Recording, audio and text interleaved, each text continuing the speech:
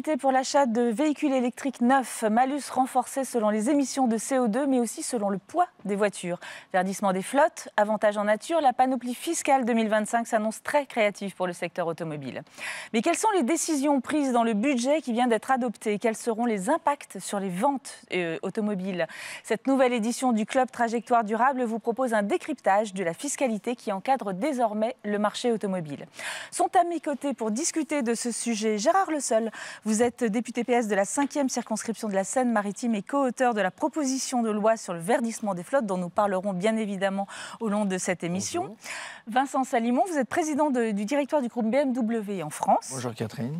Christophe Morel, vous êtes président du groupe de distribution Morel basé en Occitanie. Vous êtes donc distributeur et vous représentez de nombreuses marques automobiles dont celles du groupe Stellantis, Audi, Skoda, Volkswagen, Toyota, Mitsubishi, Honda. Je crois que j'aurais oublié à peu près personne.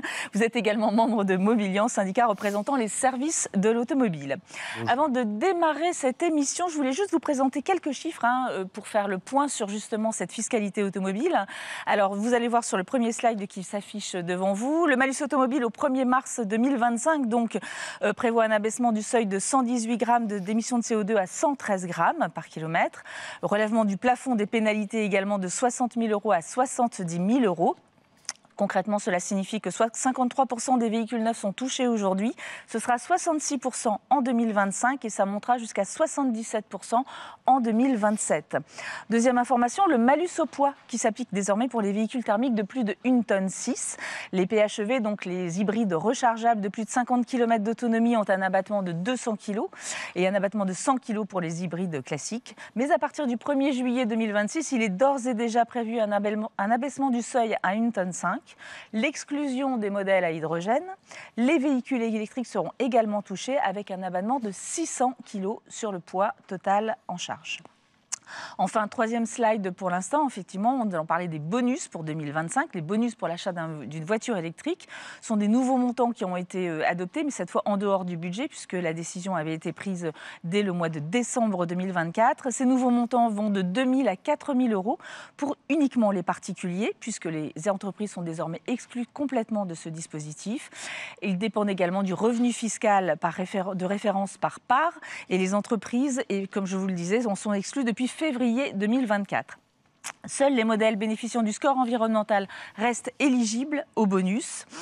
Et voilà pour les règles générales donc, de la fiscalité pour 2025. Et nous allons voir dans quelques instants ce qu'il devient du verdissement des flottes d'entreprises. Justement, nous allons consacrer une partie de cette émission uniquement à ce sujet.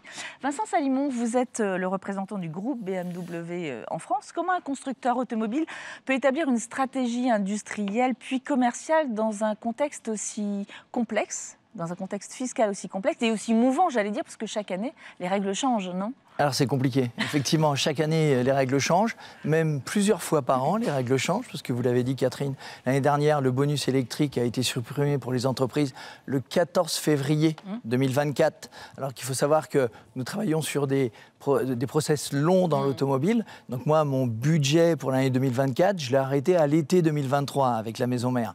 Donc automatiquement, quand on change la donne en cours d'année, c'est un petit peu compliqué. Je crois qu'il y a deux choses. La première, c'est que la stratégie d'un constructeur ne doit pas dépendre de la fiscalité de tel ou tel pays, parce que c'est complètement impossible. Le BMW Group est un groupe mondial, est un groupe global, et il est important que la stratégie soit une stratégie long terme de décarbonation de la flotte. Effectivement, c'est pour ça qu'on a lancé une stratégie 100% électrique dès 2008. On a commercialisé notre première voiture 100% électrique en 2013, la BMW i3. En parallèle, on savait qu'il y aura un problème d'infrastructure de recharge. Donc on s'est dit que l'hybride rechargeable était la transition parfaite. Donc c'est pour ça qu'on a une gamme d'hybrides rechargeables très, très complète. Hybride rechargeable qui est pointé du doigt aujourd'hui. En fait, alors, mais on va en parler. Et l'hybride rechargeable est une solution aussi à la transition énergétique. Mais simplement pour résumer, on ne peut pas changer notre stratégie en fonction de la politique fiscale de chaque pays. En revanche, il faut s'adapter le plus possible, il faut être flexible, agile au maximum, et c'est ce que fait le BMW Group, puisque nous avons eu cette stratégie d'électrification de la gamme, et en 2024, en France, BMW a vendu 25% de véhicules 100% électriques et 26% de véhicules hybrides rechargeables, donc plus d'une voiture sur deux électrifiée. Mais nous avons continué aussi sur le thermique, parce que il y a des utilisateurs qui ont besoin de véhicules thermiques et il faut pouvoir accompagner ces besoins de mobilité. Alors, accompagner ces besoins de mobilité, ça s'est passé jusqu'à présent, en tout cas, par un bonus automobile qui était quand même assez large et qui permettait justement l'accès plus facile des utilisateurs à la voiture électrique. Aujourd'hui, c'est beaucoup plus restreint. On voit que les montants des bonus ont été divisés par deux. Les marques dont les fabrications des véhicules électriques ne sont pas sur le sol européen en sont désormais exclues également, avec l'éco-score environnemental. Qu'est-ce que ça a comme impact en fait sur les ventes d'électrique? Est-ce que c'est vraiment le bonus ou l'aide fiscale ou l'aide financière qui poussait les consommateurs à acheter des voitures électriques? Alors, il n'y a pas que ça. Oui, effectivement, ça a un impact, bien évidemment. Mais je crois que si on veut vraiment réussir à décarboner le parc, il faut de la stabilité, il faut de la visibilité en termes de taxation, parce que l'instabilité réglementaire crée une tension sur le marché automobile. Et c'est très bien qu'on puisse échanger avec monsieur le député, justement, parce que je crois qu'il est important qu'on soit pragmatique par rapport à la situation. Et la situation, elle est grave.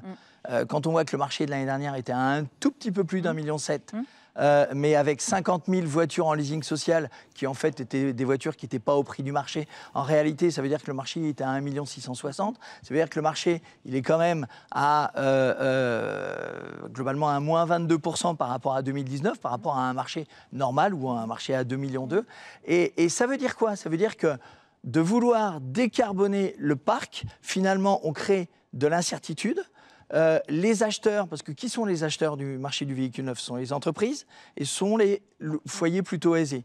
Eh ben, cette incertitude fait que les entreprises ne renouvellent pas leurs voitures. En fait, ils prolongent les contrats de location. Cette incertitude fait que les foyers aisés gardent leur voiture aussi. Et en fait, un marché à 1,7 million, un marché qui ne se renouvelle pas, ça veut dire que c'est un parc qui émet plus d'émissions de CO2. Donc de vouloir décarboner le parc, on fait en sorte qu'il vieillisse et qu'il émette plus d'émissions de CO2. C'est le cas puisqu'il est à près de 12 ans aujourd'hui. On a un deuxième problème, c'est qu'on est en train d'exclure une partie de la population sur le marché du VO. Et je ne sais pas si on va parler des zones à faible émission, mais aujourd'hui, les critères 3 ne peuvent plus rentrer en ville. Et le fait d'appauvrir le marché du VN fait que le marché du véhicule d'occasion, c'est simplement l'offre et la demande, va renchérir. Et il y a une partie de la population qui ne va pas réussir à terme à renouveler leur voiture. Donc on va continuer à vieillir le parc. Et le troisième élément, le gouvernement a besoin d'argent.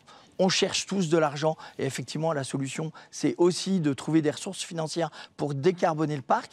Et avec un marché à 1,7 million au lieu de 2 millions, globalement, c'est 2 milliards d'euros de TVA chaque année qui ne rentrent pas dans les caisses de l'État, et qui pourraient participer à décarboner le parc. Donc finalement, à vouloir forcer de manière souvent punitive ou de vouloir empêcher le renouvellement du parc, on n'arrive pas à le décarboner et au contraire, on fait en sorte que la mobilité ou les émissions de CO2 sur le marché automobile en France augmentent. Donc vous avez bien campé tous les problèmes effectivement concernant le marché automobile. Je voulais juste poser une question à Christophe Morel parce que vous êtes en contact avec la clientèle justement au sein de vos concessions.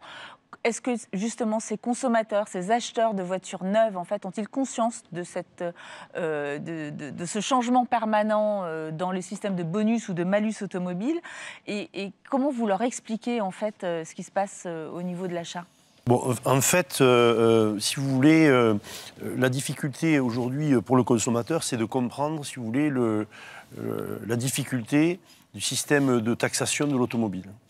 Alors, je dirais qu'elle est perçue par les clients, mais aussi par les forces de vente, comme inique, dans le sens où elle part inéquitable. C'est-à-dire, si vous achetez un véhicule critère 1, qui est normalement badgé un véhicule vertueux, vous êtes en même temps éligible à un malus.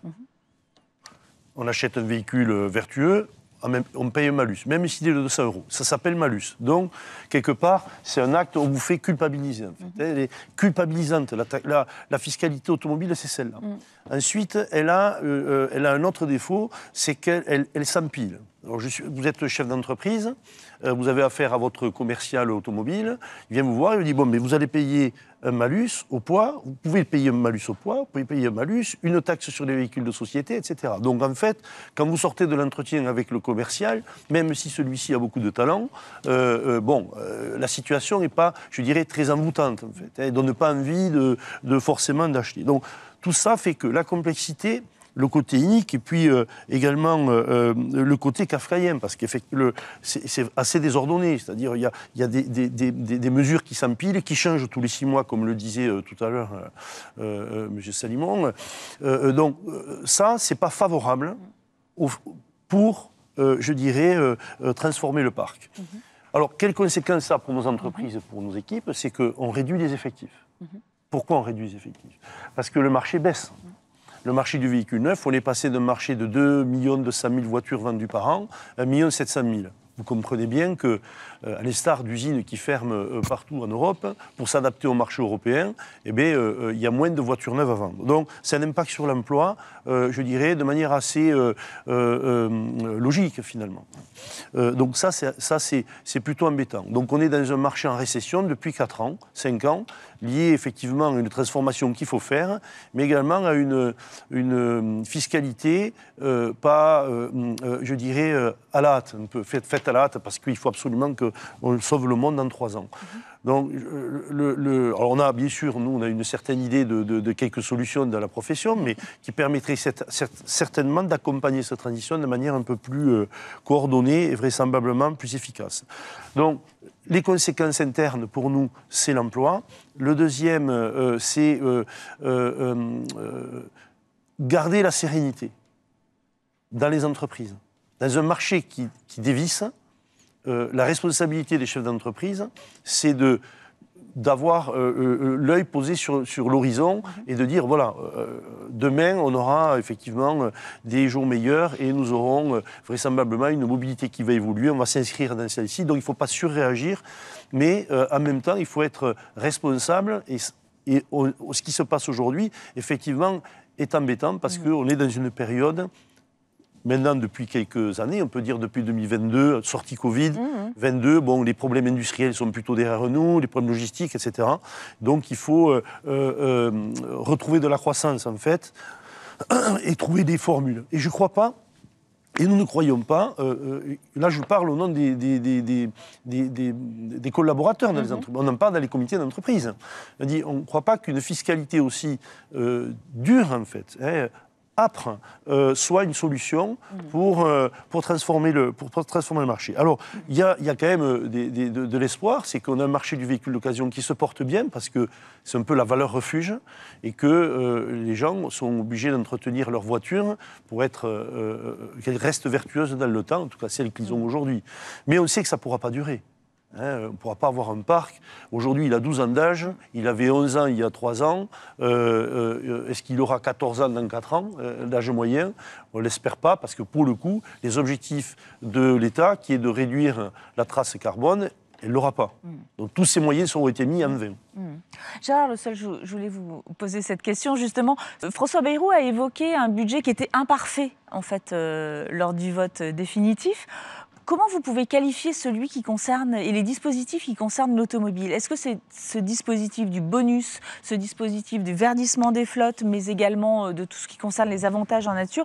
Et comment vous le qualifiez? Est-ce que c'est un budget qui est équilibré, complexe, difficile, imparfait également? Si vous me permettez, tout d'abord, Catherine, une petite précision. Oui.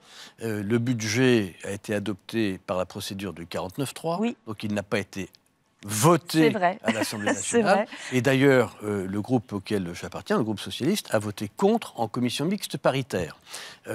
Et nous n'avons pas voté la motion de censure. Donc le budget est finalement adopté en l'absence de débat à l'Assemblée nationale. Et c'est bien une difficulté majeure, puisque nous n'avons pas pu en discuter les différentes modalités, les différentes enveloppes, sous-enveloppes. Et donc, au bout du compte, tout le monde considère que ce budget n'est pas satisfaisant, parce qu'il n'a pas été discuté. Mais on le voit bien, d'ailleurs, depuis son adoption via la procédure du 49.3, que le gouvernement est revenu sur certaines dispositions.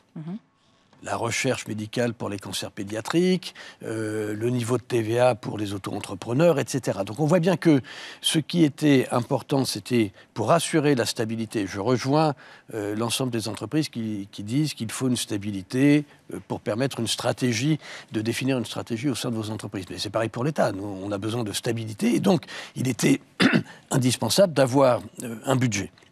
Ça ne veut pas dire que ce budget est bon, ça ne veut pas dire qu'il est satisfaisant, ça ne veut pas dire qu'on ne pourra pas y revenir. C'est ce que nous essayons de faire et ce que nous tenterons de faire progressivement.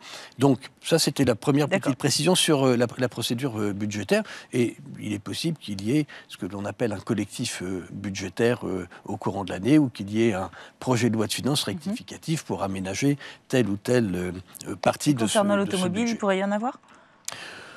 Il pourrait peut-être avoir des dispositions relatives à l'automobile. En tout cas, on parlera peut-être tout à l'heure de la proposition de loi que j'ai déposée d'ailleurs ce lundi avec mon collègue Jean-Marie Fievé.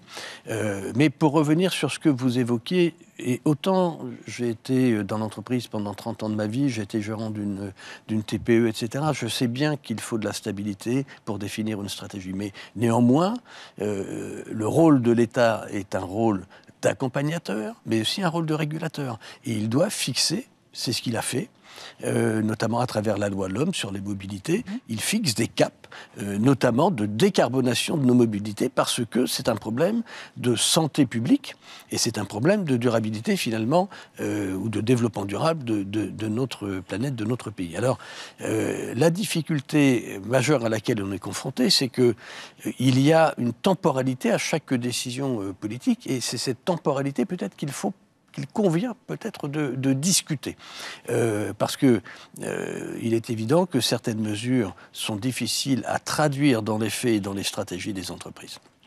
Et donc, il faut peut-être un peu de temps. Mais je rejoindrai M. Morel quand il a dit qu'il fallait garder la sérénité. Alors, c'est pas toujours facile de garder la sérénité à l'Assemblée nationale, mais il faut garder effectivement de la sérénité dans le sens où il n'y a pas d'opposition majeure entre les constructeurs et les utilisateurs. Il n'y a pas d'opposition entre le législateur ou l'État de manière globale et les constructeurs ou les utilisateurs. Là, il faut avoir un dialogue minimum, mais il faut en partager, bien sûr, les objectifs. Je note avec satisfaction que vous n'êtes bien évidemment pas opposé. Vous avez pris, vous l'avez dit, notamment chez BMW, vous avez pris vraiment le virage de l'électrification. Donc, il n'y a pas de tension majeure. Après, dans quelle temporalité, avec quel accompagnement? Je considère pour ma part qu'il n'y a pas suffisamment d'accompagnement positif. C'est-à-dire qu'il n'y a pas suffisamment de bonus. On a réduit le bonus à l'acquisition, et c'est fort dommage, parce qu'il y a une partie de la population qui, de fait, va se sentir exclue d'une acquisition possible. Et en même temps, mais c'est un secteur que vous connaissez bien, le bonus-malus dans le secteur assurantiel et l'automobile, il n'est pas illégitime de renforcer un malus pour finalement baisser les émissions et baisser les poids des véhicules. Mais renforcer un malus et en même temps sans l'accompagner d'un plus grand bonus, est-ce que ça n'a pas un risque en fait de bloquer complètement le marché et l'achat de voitures neuves? Le risque a été exprimé tout à l'heure, c'est une perception punitive de la décision publique. C'est pour ça que j'ai toujours plaidé. J'ai été un des artisans du leasing social au moment des discussions avec le gouvernement. Et j'ai, avec d'autres collègues, mais beaucoup insisté pour qu'il y ait cette disposition positive, favorable, accompagnatrice. Car sinon, effectivement, la loi apparaît en permanence comme punitive. Et c'est absolument pas l'objet, bien évidemment, qu'il nous faut donner. Mais c'est aussi, d'ailleurs, sans doute, une erreur globale de la puissance publique, que ce soit sur l'électrification, que ce soit sur les ZFE d'ailleurs, c'est de ne jamais faire la pédagogie de la finalité qui est une finalité positive. Assurer la durabilité de notre planète, réduire l'ensemble des pollutions atmosphériques, réduire les maladies respiratoires, réduire les décès liés aux maladies respiratoires, c'est absolument essentiel. Et accessoirement, mais je le dis accessoirement pour ne pas être accusé, mais c'est défendre notre industrie européenne et française. C'est absolument fondamental. Et une partie des dispositions qui sont prises vise aussi à favoriser notre industrie européenne et française. Je parle de l'industrie automobile en l'occurrence. Mais actuellement, on voit bien que le parc continue de vieillir. Effectivement, les chiffres sont tombés il y a quelques jours.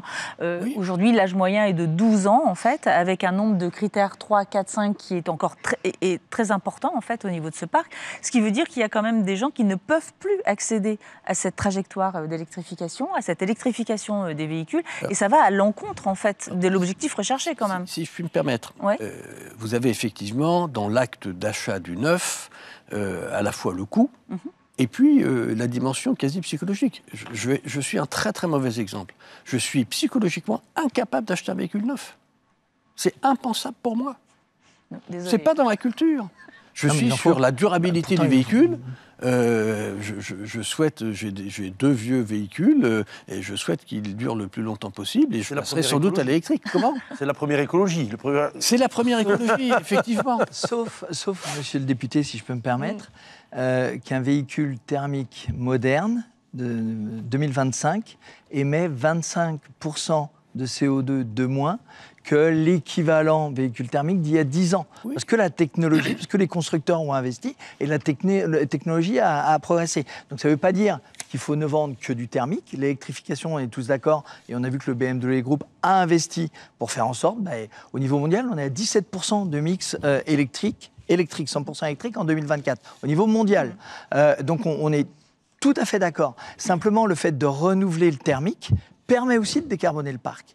Et ça, avec l'aspect punitif, l'approche punitive, avec les 16 changements de réglementation en 5 ans, vous imaginez, 16 changements de réglementation en 5 ans, il n'y a pas une industrie qui l'a subi ces dernières années, à part l'automobile. Mais finalement, on ne va pas exactement dans le sens que l'on souhaite, vers cette décarbonation du parc. Alors, on a bien vu aussi au niveau... Oh, pardon, Christophe. Non, j'avais une remarque. Je vous remercie d'avoir abordé le marché du véhicule d'occasion par votre propre expérience. La culture. La culture, mais on ne peut pas déconnecter le marché du véhicule neuf, du véhicule d'occasion. Bien sûr. Celui du véhicule d'occasion. Enfin, un de mes objectifs ce matin, c'est de vous convaincre sur le sujet. C'est que vous puissiez, si vous voulez, si vous mettez trop de bonus sur les véhicules neufs, je ne dis pas qu'il n'en faut pas, ça déstabilise le marché de l'occasion. Il y a une inflation qui se crée et ça crée un décalage trop fort entre le marché, ce même véhicule vendu bonusé et ce qui se passe 3 ans après quand il revient sur le marché véhicule occasion. Je ne rentre pas dans les détails, ce serait trop long, mais ça crée un décalage qui fait qu'elles deviennent pas facilement vendables la logique, si vous voulez, d'offre est disruptée. En fait, dans notre profession, on pense que aider la vente de véhicules que le politique détermine comme plus vertueux, pourquoi pas ?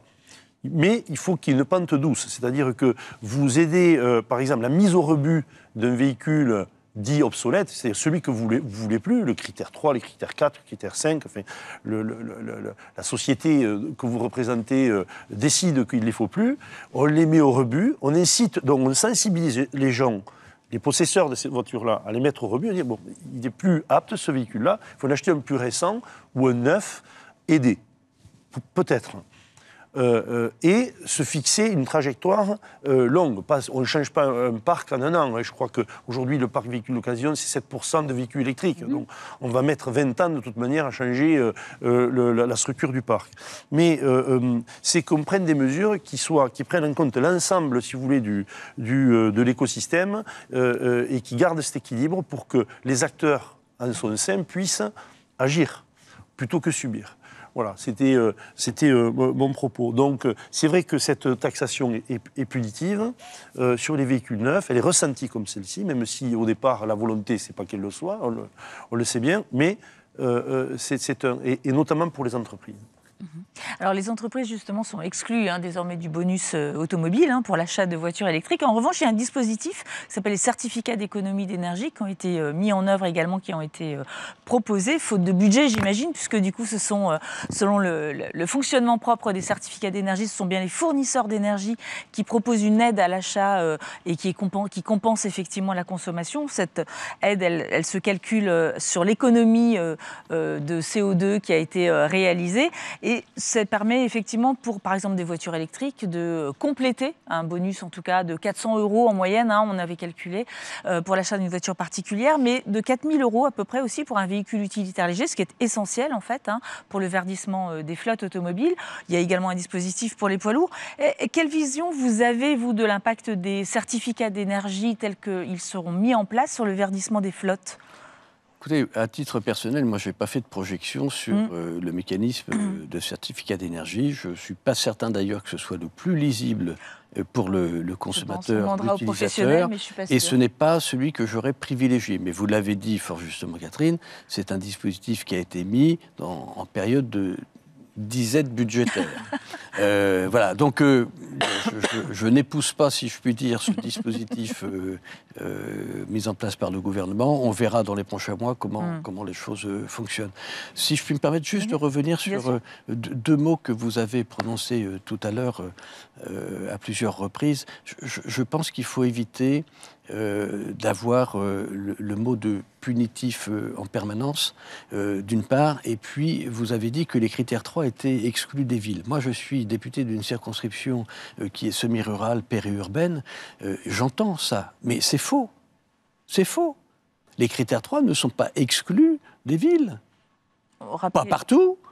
Pas partout. Ben oui, mais je rappelle quand même que vous avez été l'auteur d'une mission flash sur les ZFE, justement. Oui, j'ai aussi été l'auteur d'une mission flash sur les ZFE et puis aussi de recommandations et d'une PPL sur le sujet. Recommandations qui ne sont toujours pas d'ailleurs mises en œuvre pour certaines, mais il y en a une qui est globalement mise en œuvre. C'est la possibilité, quel que soit le critère du véhicule, de rentrer de manière occasionnelle dans les ZFE.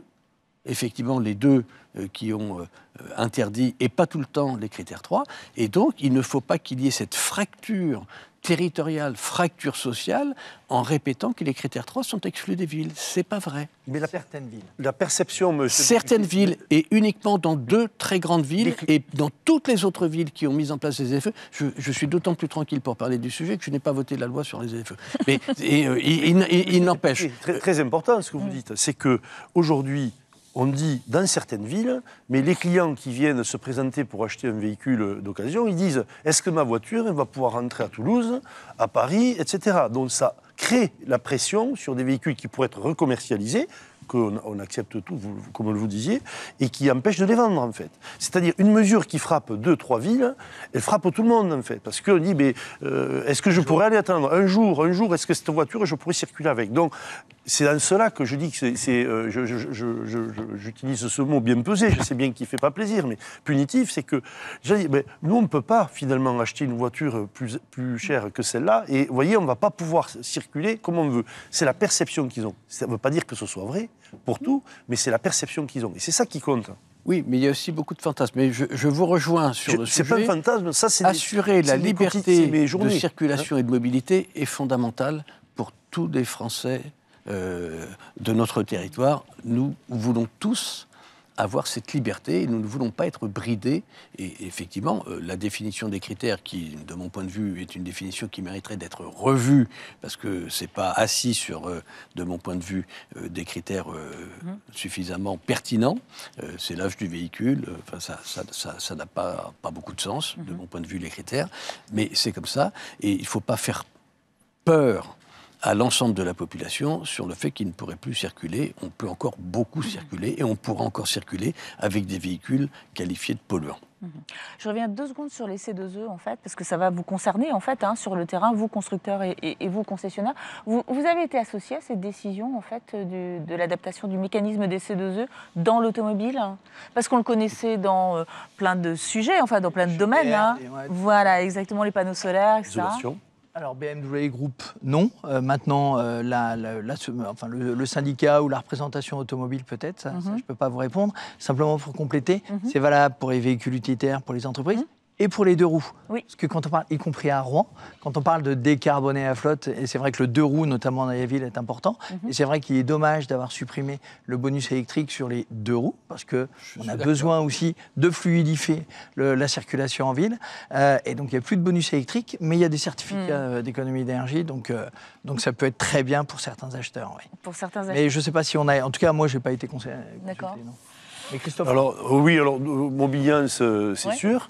Le métier de concessionnaire automobile lui-même, via Mobiliance également. Ceci dit, vous savez, des mesures d'accompagnement comme celle-ci, on s'aperçoit que à l'usage, nous, dans les concessions, où on a l'agrément et l'accréditation pour faire les cartes grises pour les clients.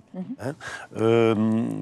En fait, on a deux conséquences souvent d'un dispositif d'accompagnement, c'est l'avance de trésorerie. On s'est retrouvé confronté, notamment avec le leasing électrique, à faire des avances de trésorerie colossales. On s'est retrouvé même en difficulté, alors que le dispositif, il était fait pour favoriser, et on s'est retrouvé exsangue de trésorerie quelques semaines après le lancement de l'opération, parce que l'État mettait du temps à payer, via sa plateforme ASP, à nous payer les montants. Donc, l'État a fait ce qu'il fallait, s'est rattrapé, je dirais, à payer ce qu'il devait payer, au mois de mai-juin l'année dernière. Et là, ce qu'on craint, nous, c'est que s'il y a un dispositif un peu complexe à mise en œuvre, s'il faut avancer des fonds, la profession, elle n'est plus à même de le faire. Elle ne veut plus, en fait. Donc, il y a, si vous voulez, les doigts ont été brûlés, donc il y a quelques craintes. Donc, au moment où je vous parle, monsieur le député, la plateforme ASP, depuis le 2 décembre, est bloquée, on ne peut pas saisir les immatriculations des voitures qui bénéficient de bonus, donc des véhicules électriques. On avance à trésorerie. Au moment où je vous parle là, nous, le groupe Morel, on avance 800 000 € de bonus qui n'est pas encore payé par l'État au moment où je vous parle. On a livré des voitures des clients, on a payé les voitures aux constructeurs, et il nous manque entre 2 et 4 000 € à la voiture livrée, qui bénéficiait de bonus pour le client et qui est parti sans avoir à payer, bien sûr, ce que l'État lui met à disposition. Donc ça, ce sont des dispositifs vertueux. À un moment donné, si vous voulez, on ne peut pas faire l'avance d'une trésorerie. Et alors, il n'y a pas d'explication. Il n'y a pas de numéro de téléphone à appeler à l'État, à Bercy, en disant vous avez pu avoir un interlocuteur. Voilà. Et on a l'ASP, et je peux vous montrer ici, j'ai l'écran, l'image écran, en disant l'ASP fermé depuis le 2 décembre, site à maintenance, et vous attendrez bien qu'on rouvre. Enfin, ce n'est pas écrit sur le message, mais c'est ça qui se passe en fait, réellement. Il y a une volonté de faire, et puis après, dans l'application, on est de suite en difficulté. Alors, moi, je dirais, conclusion, je suis pour 2025 je me dis, mettre un dispositif, si derrière on n'a pas avancé les fonds, appeler nos banquiers à nous pour leur dire il faudrait nous prêter de l'argent, en gros, pour avancer le bonus écologique ou le CE, ou tout dispositif disponible, nos entreprises, elles veulent plus le faire, ça. Honnêtement, c'est très compliqué, avec le risque en plus, dans certains cas, si vous voulez, il faut avoir des dossiers très solides pour chaque client. En gros, pour le leasing électrique, c'était la distance entre avoir un certificat pour les distances de la maison au bureau, au travail, etc. S'il y a 1 kilomètre d'écart, tu n'as pas les 4 000 € ou tu les as. Donc ça met une pression sur nos entreprises. On n'est pas organisé pour ça, en fait, si vous voulez. Donc, avec le risque de perdre les bonus. Donc ça, c'est trop compliqué, en fait. Vous voyez, il faut des choses simples, applicables, où il n'y a pas d'impact. Il faut que ce soit fluide de la décision jusqu'à l'application. Et c'est ce qu'on craint, en fait. Voilà. On n'est contre rien, mais on craint. Hein, voilà. Alors, le système le plus vertueux, ce serait un système de bonus peut-être plus réduit, mais accessible à tout le monde, quelque chose de lisible, en fait, pour tout le monde. Ce serait quoi exactement ? Moi, je reste attaché à cette idée de bonus parce qu'il faut qu'il y ait une incitation, et le bonus correspond justement à l'envers de la punition du malus, et donc ça me semble vertueux. Par contre, je considère aujourd'hui qu'il faut que le bonus soit très proportionné, finalement, aux revenus des personnes. Le bonus doit être, bien sûr, incitatif globalement. Donc, le système est plutôt positif, selon vous. Le fait qu'il soit de 2 000 à 4 000 € échelonné selon les revenus. Oui, je regrette qu'il soit faible. Aussi faible, 690 millions d'euros. Voilà. Oui, non, mais c'est 2 fois moins que l'année précédente. Bien sûr. Hein. Et donc, c'est pour moi trop faible, mais qu'il y ait cette progressivité du bonus me semble une bonne mesure. D'accord. Vous aussi ?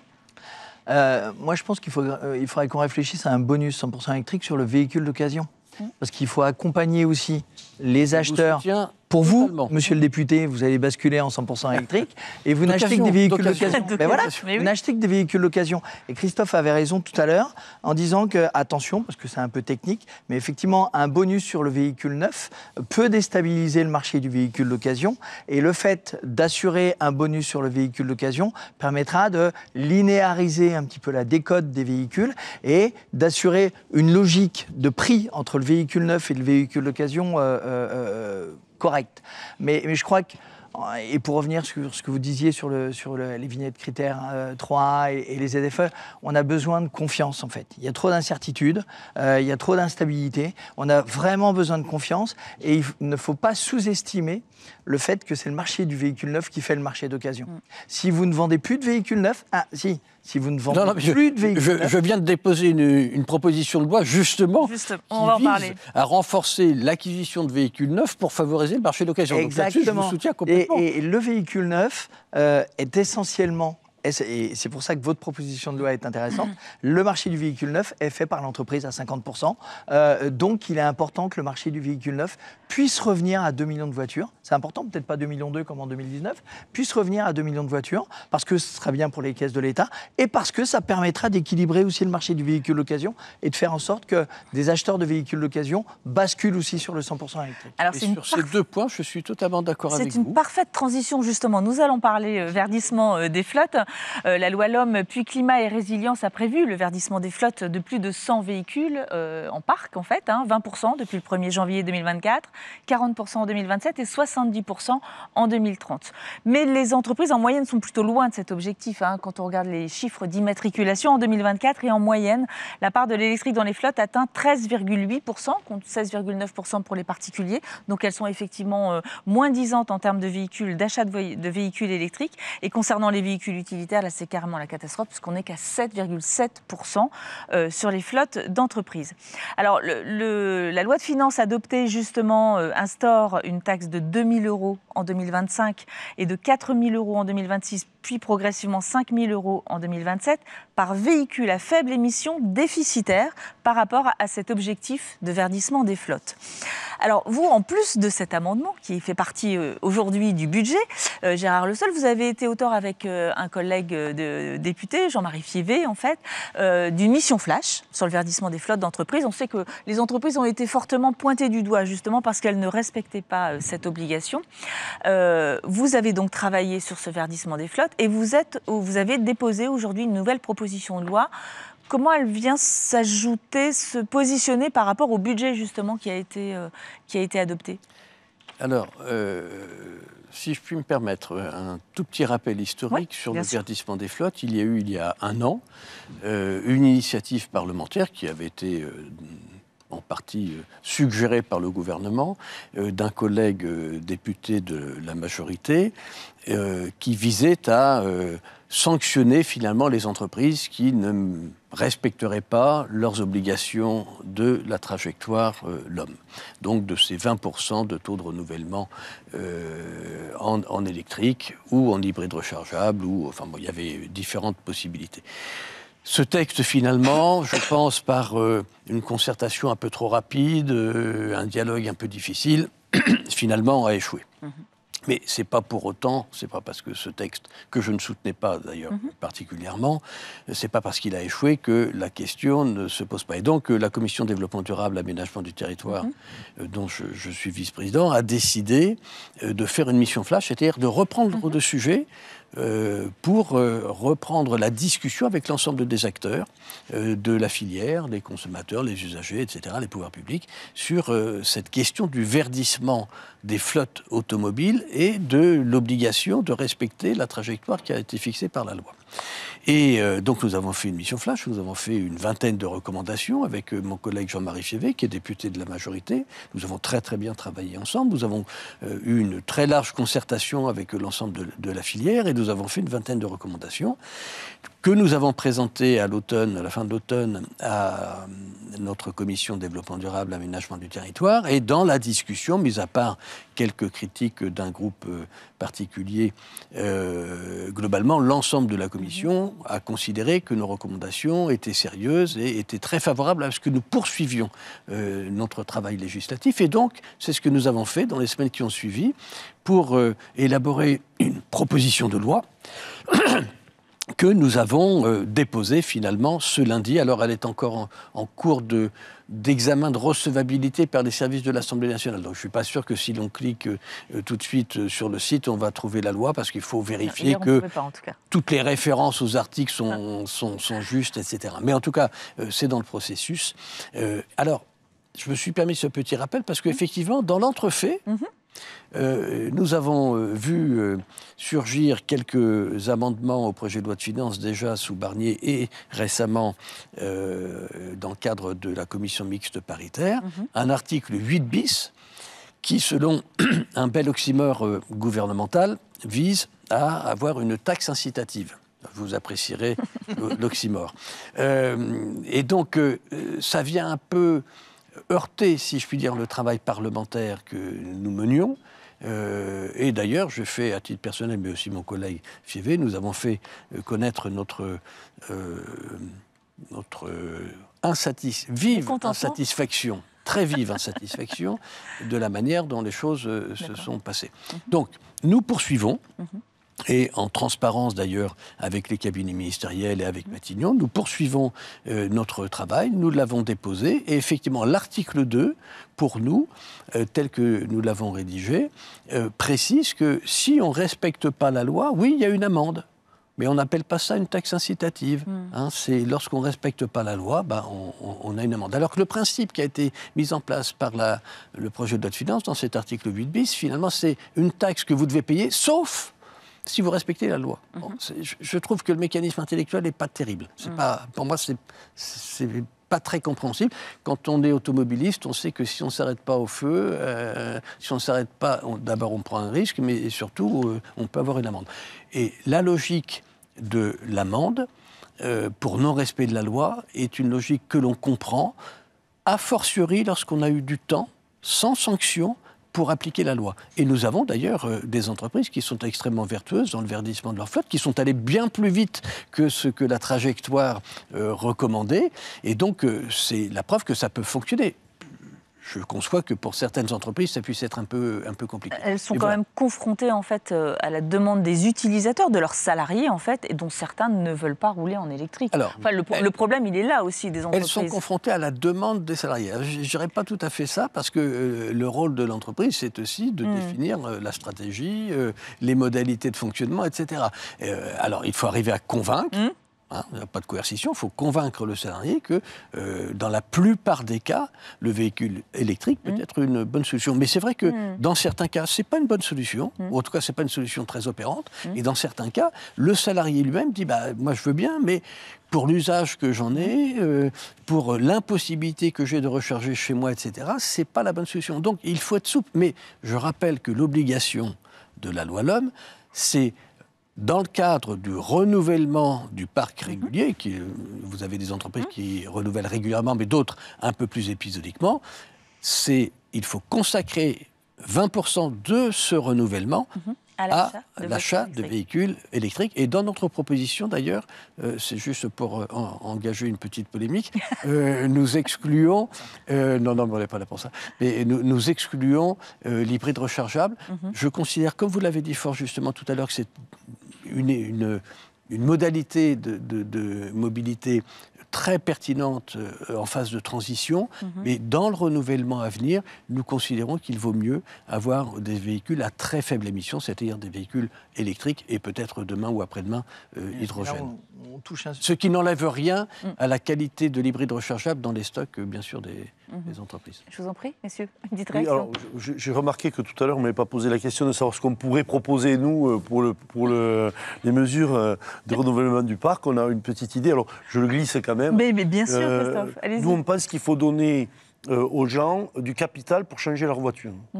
Donc, c'est ce qui a très bien marché les dernières années, et je reviendrai sur la flotte parce qu'on a effectivement là aussi une petite idée, c'est que ce qui a très bien marché, c'est quand on a mis des primes de mise au rebut, ça, les gens comprennent bien. Ils arrivent avec une voiture qui est très usagée ou vieille, etc.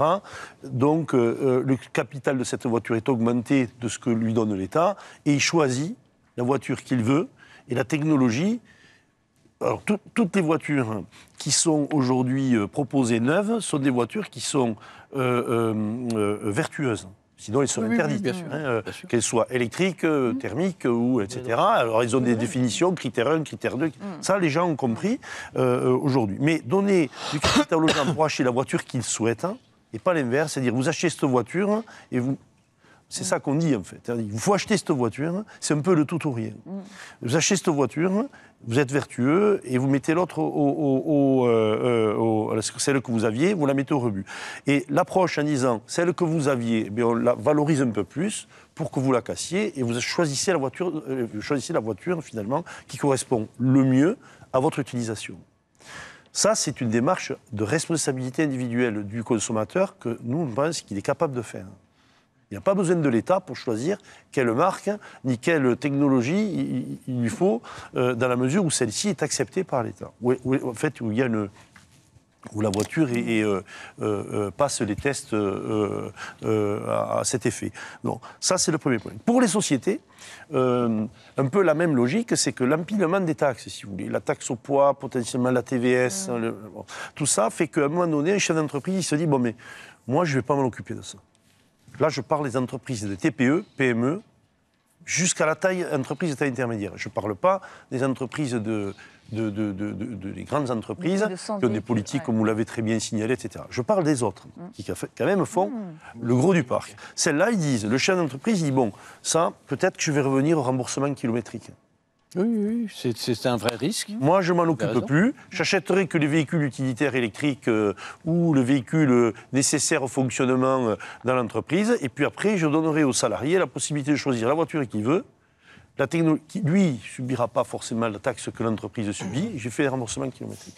Donc, on risque d'avoir finalement, si on va trop loin dans la taxation de l'entreprise, qui fasse des choix de chefs d'entreprise en disant, bon, mais moi, je vais me désengager finalement de ça. Ça rejoint l'offre de crédit mobilité que vous avez dans votre proposition de loi, non ? Alors, d'une part, dans cette proposition, il n'y a pas de taxe supplémentaire, que simplement l'amende en cas de non-respect de la trajectoire. Et puis, effectivement, nous proposons qu'il y ait un versement mobilité qui puisse être ouvert plus largement à un crédit mobilité, qui puisse être ouvert plus largement à l'ensemble des usages des salariés. Je suis tout à fait conscient qu'il faut assurer une formation, une information, une pédagogie pour un véhicule, entre guillemets, l'usage d'un véhicule plus vertueux pour les salariés. C'est compliqué, c'est ce qu'on évoquait, tout à l'heure. La proposition que nous faisons est une proposition qui est à la fois sur juste le non-respect de la loi, une PPL de sanctions, mais ce sont les mêmes sanctions d'ailleurs que celles qui sont déjà appliquées à travers le projet de loi de finances, donc il n'y a pas de sursanction, et au contraire, l'ensemble des dispositifs visent plutôt à être incitatifs. Et notamment, vous évoquiez les VUL et les véhicules utilitaires. On le sait, la plupart du parc des VUL sont dans des entreprises qui sont finalement qui ont une dizaine de véhicules, même pas une dizaine de véhicules, donc plutôt dans les TPE. Et donc, bien sûr, nous ne proposons pas de faire rentrer les TPE dans cette trajectoire obligatoire de renouvellement. Nous proposons la création d'un fonds de garantie pour permettre de prendre en charge, en cas de difficulté, les remboursements, si c'est en LLD ou si c'est en crédit. Donc, nous voulons, à travers cette PPL, avoir des dispositifs incitatifs et pas des dispositifs punitifs, pour reprendre votre expression. Si je peux me permettre Bien sûr, Vincent de revenir Salmon. sur les véhicules hybrides rechargeables, malgré tout le respect que je vous dois, monsieur le député, vous êtes très en avance de phase. Aujourd'hui, le marché du 100% électrique, il n'est qu'à 16,9%, vous le rappeliez tout à l'heure. Il est en baisse. En 2024, on a vendu moins de véhicules électriques qu'en 2023. Et quand on enlève le leasing social, c'est un moins 20%. Ce n'est pas une petite baisse, c'est un moins 20%. Le leasing social a permis de booster. Je pense que vous sous-estimez les attentes des collaborateurs ou les craintes de certains collaborateurs de basculer tout de suite du thermique au 100% électrique. Et c'est pour ça que l'hybride rechargeable, il y a un point sur lequel vous avez raison, il est indispensable que l'hybride rechargeable soit rechargé justement. Et il y a des méthodes, il y a des incitations qui sont possibles chez BMW. Lorsque vous avez un hybride rechargeable et que vous rentrez dans une zone à faible émission, le véhicule bascule automatiquement par géolocalisation en 100% électrique. Voilà une incitation pour pousser à recharger sa voiture, puisque sinon, on ne pourra pas basculer en 100% électrique. Mais pour revenir sur les attentes des collaborateurs, on ne va pas basculer aussi rapidement que ça du thermique au 100% électrique. J'ai eu la chance d'être en Norvège il y a 10 ans, pendant 4 ans. Et vous savez que la Norvège, aujourd'hui, est à 95% d'immatriculation en 100% électrique. Le marché du véhicule neuf est à 95%. Eh bien, avant de basculer à ce niveau de pénétration des véhicules 100% électriques, ils sont passés par l'hybride rechargeable. Parce que c'est une transition qui est nécessaire. Donc, si vous pouvez réfléchir à nouveau sur ce point, avec effectivement des motivations, des incitations pour faire en sorte que les collaborateurs et les utilisateurs d'hybrides rechargeables rechargent leur voiture, et ça c'est indispensable, mais je reste convaincu que dans cette transition, et tant qu'on ne sera pas à 25-30%, un tiers d'un parc de vente en 100% électrique, il est important qu'on puisse continuer à inciter à acheter des véhicules hybrides rechargeables. D'autant plus que maintenant, on a le malus au poids sur l'hybride rechargeable. Donc, on est déjà pénalisé quand on achète un hybride rechargeable. Mais en même temps, quand on renouvelle un parc, aujourd'hui, l'obligation ne porte que sur 20%. Vous avez une totale liberté sur les 80% restants. Si l'entreprise décide, pour X raisons, de continuer à acheter un diesel ou d'acheter un thermique essence ou d'acheter un hybride rechargeable, libre à elle, 80% du renouvellement du parc. C'est totalement libre. Nous disons simplement, sur les 20% restants, soyons sur du véhicule à très faible émission. Vous avez raison, monsieur le député. Sauf que les voitures d'entreprise, c'est surtout pour des commerciaux. Les commerciaux roulent beaucoup, ils ont besoin d'autonomie. Et c'est pour le comité de direction qui ne pèse pas 20%. Donc au final, les 20%, c'est un engagement très fort pour les entreprises. C'est un vrai engagement, d'ailleurs, qui n'est pas respecté, même s'il y a des leaders qui vont même au-delà de ces 20%. Je ne dis pas qu'il n'y a pas d'effort à faire, hein, sinon, s'il n'y avait pas d'effort à faire, on serait déjà bien au-delà. Donc on sait bien que pour les entreprises, et j'en ai rencontré beaucoup, y compris dans la réparation, dans les livraisons de pièces automobiles, etc., que ça demande une vraie réorganisation, de repenser parfois les circuits de livraison, les circuits de représentation, etc. Mais quand même, 20% seulement sur 100%, hein, ça fait 80% de liberté totale. Député, ce que vous dites, c'est des pourcentages. Nous, on vous parle d'euros. 20 voitures sur 100, à 30 000 euros, ça fait 600 000 euros d'investissement. Pour une entreprise, c'est énorme, d'accord ? Donc, vous allez dire, il y a les locations, etc. Ou un engagement. Et aujourd'hui, un chef d'entreprise, il dit, c'est cet investissement que je ne ferai pas si on ne m'obligeait pas à le faire, est-ce qu'il est rentable pour mon entreprise ? Je ne peux pas utiliser la voiture à plein, je ne peux pas lui faire les kilomètres que je voudrais, je ne peux pas le donner à Catherine parce qu'elle ne veut pas, je ne peux pas la donner à un tel. Donc il y a des choix. Ça complique, ça complexifie. Je ne dis pas qu'ils ont raison. Je dis simplement, c'est comme ça qu'ils pensent. Une bonne gestion d'entreprise. Quand je vous dis ça, je pense à une association d'infirmières. Aujourd'hui, vous avez les associations de services de soins à domicile, par exemple, il y a un développement de cette activité-là incroyable, avec le vieillissement de la population, etc. Bon, alors, c'est des flottes de 300-400 voitures, hein, dans des départements ruraux, périurbains. J'imagine que sur votre circonscription, vous avez le profil. Bon, ils ont ces voitures. 200 voitures. Ça veut dire 40 électriques. 40 électriques pour des investissements plus coûteuses que des voitures thermiques, ces voitures-là. Donc il faut mettre des bornes. On ne peut pas confondre stock et flux de renouvellement. Mais je vous dis, le poids, enfin, quand ils imaginent le renouvellement du parc, donc il faut 40 bornes. Il faut installer 40 bornes dans l'entreprise. L'investissement, c'est un investissement important qu'ils n'auraient pas fait s'ils n'avaient pas l'obligation. Donc il y a des coûts, je dirais, indirects à l'utilisation du véhicule électrique, qui est l'installation de bornes rechargeables, performantes, c'est-à-dire on parle du 100 kW, du 50 kW, c'est-à-dire des bornes qui volent en gros entre 50 et 70 000 euros chacune, donc en plus du parc, et au final, pour le mettre à disposition des gens qui ne veulent pas toutes et tous, et ce n'est pas adapté à toutes les utilisations, parce qu'il faut faire des centaines de kilomètres, et que les gens ne peuvent pas forcément ramener la voiture à la base quand il faut. Bon, là, je vous donne un exemple détaillé, mais il faut à un moment donné rentrer dans le pourquoi du comment ça ne se fait pas. Donc, qu'est-ce qu'ils font? Ils disent, écoutez, je vais en prendre 10 qui me coûtent, et puis après, je paierai l'amende, etc. Mais est-ce qu'il vaut mieux pas? Si vous voulez, c'est un peu le tout ou rien sur les 20%, en fait. Vous voyez ce que je veux dire? Et pas sur les 80 qui restent. Donc, c'est ça auquel on est confronté. Et donc, ces gens-là, ils disent, bon, mais j'y vais pas, peut-être un jour, je serai obligé d'y aller, etc. Donc, on est confronté, ça, c'est pas on ne fait pas du commerce, là, on fait finalement de la politique avec nos clients. Hein, voilà. Donc, voilà les difficultés auxquelles on est confronté. Alors, comment faire pour que ces gens-là il faut qu'ils acceptent que pendant un certain temps, comme le disait le président Salimon, c'est qu'on est peut-être l'hybridation, c'est la moins mauvaise des solutions. Où le moteur thermique Critère 1 un peu coûteux, mais qui fait 25% de moins de consommation que l'ancien véhicule, enfin de rejet, excusez-moi le terme.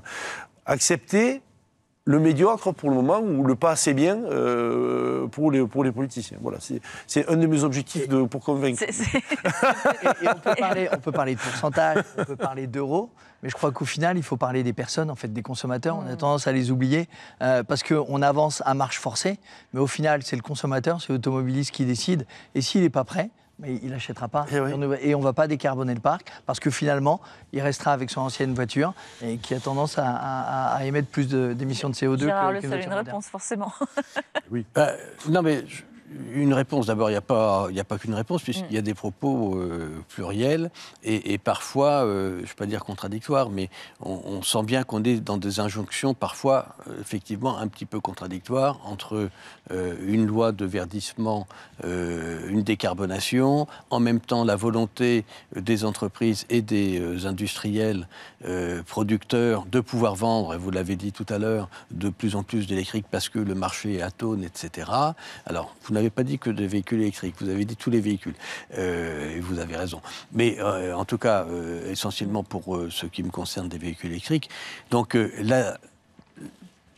la difficulté, c'est de répondre à l'ensemble de ces injonctions, si je puis dire, même des injonctions quasi morales. Moi, quand je vous ai dit tout à l'heure qu'il fallait tout faire pour lutter contre les fractures territoriales et les fractures sociales, c'est pour moi, j'ai envie de dire presque mon mandat moral et mon injonction morale. Et je pense que c'est pour cela d'ailleurs que dans le texte, nous n'avons pas voulu accélérer la trajectoire l'homme. Nous respectons ce qui a été décidé en 2019. Donc il y a déjà quelques années que c'est sur la table et qu'il y a ces obligations, etc., ces trajectoires.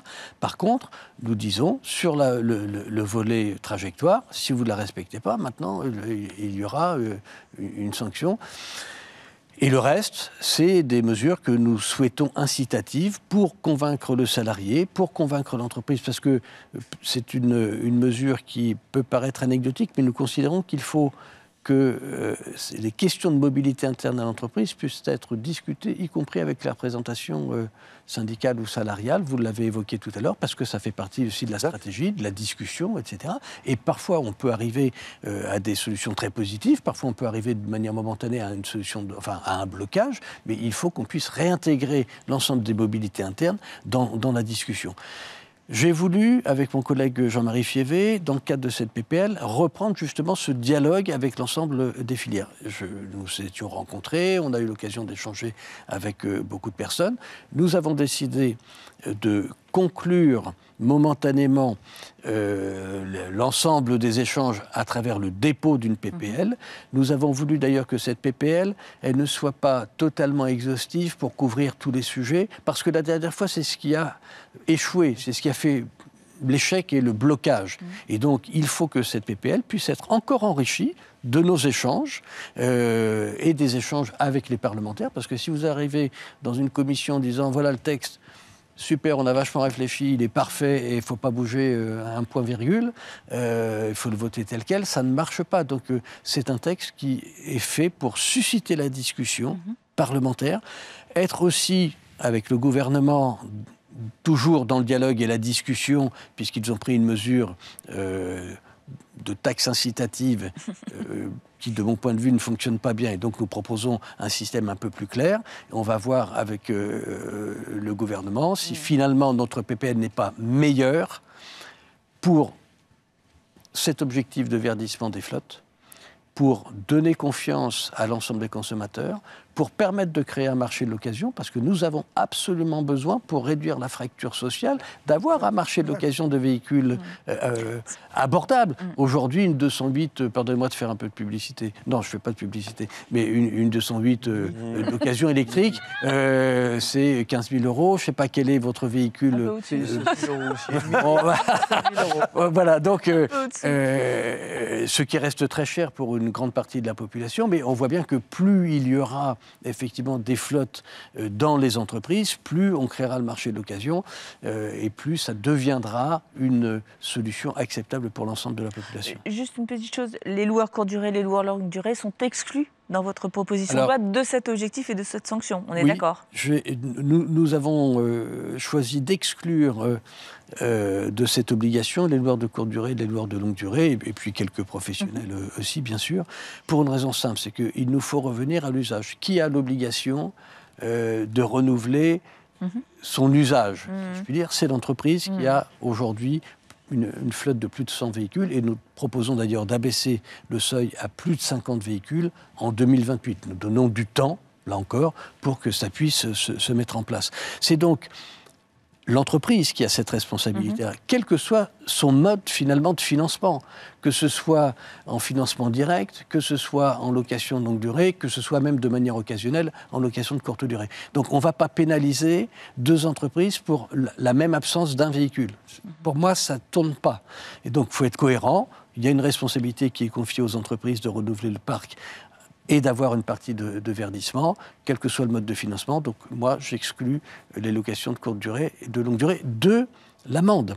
Je ne les exclus pas de la trajectoire, c'est prévu par la loi LOM, donc je ne bouge pas la loi LOM. Et nous obligeons même ces entreprises à faire un reporting, puisque c'est déjà le cas, et il y a une amende si on ne respecte pas le reporting. Donc, voilà, il faut être à la fois incitatif, il ne faut pas exagérer, bien sûr, sur les amendes, il ne faut pas être dans la punition, il faut simplement dire, et c'est le projet de notre PPL, ceux qui avaient l'obligation doivent respecter cette obligation. Et le reste, c'est incitatif. Juste encore deux remarques concernant les entreprises, parce qu'il y a quand même un flou assez important sur cette clientèle, en tout cas pour les véhicules. On a quand même un problème aujourd'hui sur les avantages en nature. Donc on sait qu'effectivement, il y a eu des déclarations, étant donné que les avantages en nature concernant les véhicules électriques sont conservés, mais actuellement, il n'y a aucun écrit aujourd'hui qui est véritablement publié. En fait, on a juste une information du bulletin de la Sécurité sociale. Donc, je ne sais pas si vous avez des informations à ce sujet. Et le parallèle et le pendant, effectivement, on parlait de réduire l'abattement pour les véhicules de fonction thermique. Il y a des débats en cours aujourd'hui. Où en est ce sujet, en fait ? Est-ce que vous avez aussi des informations ? Nous souhaitons, effectivement, à l'occasion de la discussion de notre proposition de loi, clarifier ce point et privilégier, effectivement, l'avantage en nature pour les véhicules à très faible émission. Voilà, j'espère que la discussion parlementaire, parce que le problème d'une proposition de loi, c'est qu'il faut qu'elle soit discutée pour vivre. Alors, elle peut vivre sans être discutée, parce que ça devient une boîte à outils finalement pour les pouvoirs publics pour faire avancer les dispositifs, soit par voie législative ou par voie réglementaire. C'était le cas notamment dans les discussions que nous avons pu faire et dans les rapports que nous avons pu faire sur les ZFE. J'attends que le gouvernement reprenne des propositions. Il en a repris certaines, mais il faut qu'il les reprenne. Là, c'est un peu la même chose. J'espère que cette proposition ne sera pas qu'une proposition de témoignage, boîte à outils pour les pouvoirs publics, mais que ce soit l'occasion d'avoir un vrai débat sur le verdissement des flottes, mais aussi, à cette occasion, sur l'usage par les salariés, sur l'usage par les entreprises, sur la création de ce marché de l'occasion, pour qu'on puisse, à travers ce texte, c'est ce que nous avions fait dans cette mission Flash. L'intérêt de la mission Flash était de faire des recommandations et de discuter avec l'ensemble des membres de la Commission pour acculturer tout le monde à cette question-là. Si vous débarquez dans n'importe quel Cénacle en disant « j'ai une idée super, on va verdir », ça ne marche pas. Il faut que les gens réfléchissent, effectivement, se dire « Ah oui, mais si je mets un bonus très important sur le neuf, je déstabilise en partie l'occasion, etc. » Ça demande un peu de finesse, et la finesse, on l'acquiert finalement par la discussion sur le sujet. Et donc, c'est ce que nous voulons faire avec cette proposition de loi. Nous souhaitons qu'elle soit adoptée, mais avant d'être adoptée, il faut qu'elle soit discutée. Et le cas échéant, amendée si certains parlementaires le souhaitent. D'accord. Et amendé aussi selon des propositions des constructeurs et Je des concessionnaires. ne doute pas que les constructeurs et que l'ensemble de la filière saura faire entendre sa voix au Parlement par le biais d'amendements. Mais c'est la discussion parlementaire. Absolument. C'est le jeu parlementaire, en tout cas. Donc, merci beaucoup à tous les trois d'avoir discuté et d'avoir enrichi ce débat sur la fiscalité. C'était un point. Mais bien sûr, Vincent. On essaye d'inciter, on n'a pas de budget, on n'a pas d'argent, donc il faut trouver des incitations non financières. Vous avez raison. Et je vous parlais de la Norvège tout à l'heure. Il y a des voies de covoiturage, puisqu'il y a l'expérience de Paris 2024 qui a montré que des voies privilégiées marchaient bien. Donc finalement, on ouvre des voies de covoiturage dans des grandes villes, ou notamment autour de Paris. Pourquoi ne pas ouvrir les voies de covoiturage, les voies de bus, les voies de taxi aux véhicules 100% électriques? Ça a été un vecteur très fort de l'accélération de l'électrification des ventes en Norvège, et ça ne coûte pas un centime. Je suis d'accord avec vous, mais vous savez combien ça a déjà été difficile d'ouvrir les voies au covoiturage. Et donc, nous avons... Non, mais c'est une proposition qui a été faite, de réserver aux véhicules à très faible émission. On peut reprendre, mais j'ai presque envie de dire, je ne suis pas certain que ce soit de l'ordre du législatif. Alors, je fais partie des législateurs qui considèrent qu'on fait beaucoup de lois, parfois trop de lois, et parfois simplement par voie réglementaire ou par voie d'autorisation, ça peut être fait. Mais je prends votre proposition. je vois que vous êtes prêts à faire des tas de propositions. L'idée est lancée, en tout cas. Verdir nos flottes collectives et nos flottes individuelles. Et on le fait. Bon, alors on verra ce que ça donnera dans les mois à venir, bien évidemment. En attendant, malheureusement, les carnets de commandes ne sont pas forcément en grande forme, et le marché automobile, selon nos prévisions, en tout cas, devrait se situer sous la barre des 1,7 million en 2025. Donc, achat de voitures neuves. Donc, il est temps effectivement d'agir, en tout cas pour améliorer le marché automobile, l'électrification bien évidemment, et créer un système de marché de véhicules d'occasion acceptable et accessible en fait à l'ensemble des Français. Merci à tous de nous avoir suivis, merci à nos invités bien évidemment. Rendez-vous en mai prochain pour une nouvelle émission du Club Trajectoire Durable. Merci beaucoup. Merci. Merci, au revoir.